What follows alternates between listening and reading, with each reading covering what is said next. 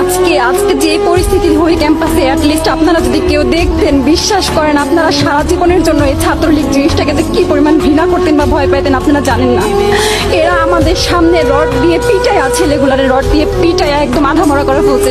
তারা এসে আমাদের পেছনে লুকাইছে, আমাদের বোরকার পেছনে, আমাদের ওড়নার পেছনে লুকায় বলে আপু আমাদের একটু লুকায় রাখেন, আমাদের ওরা মাইরা ফেলবে, আমাদের বাঁচান আপু বাঁচান। আমরা তাদের ওড়না দিয়ে বোরকা দিয়ে লুকায় রাখছি, সেইখান থেকে আমাদের ধাক্কা দিয়ে ফেলে দিয়ে তাদের বের করে আমার মাথায় রড দিয়ে মারছে, এমন অবস্থা। এবং তারা আমাদের ক্যাম্পাসের পরিচিত মুখ, আমরা চিনি তাদের, তারা এই অবস্থা করছে, রাস্তায় একদম শোয়াই ফেলেছে।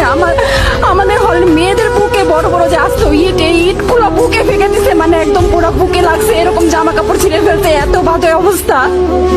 অথচ আমার ব্যাচমেট, আমরা যাদের সাথে ক্লাস করি একসাথে বসি, আমি তাদের একটা কথা বলতে দেখি না এগুলো নিয়ে, একটা কথা না। এবং তাদের নিউজ ফিডে গেলে দেখবেন তারা এখন এগুলাই সাপোর্ট করে যাইতেছে, কিচ্ছু বলার নাই। আমি কেমনে যাই এই মানুষগুলোর সাথে এত বছর ক্লাস করছি, বা আমি আরো 6টা মাস কিভাবে ক্লাস করবো আমি জানি না, আমি সত্যিই জানি না।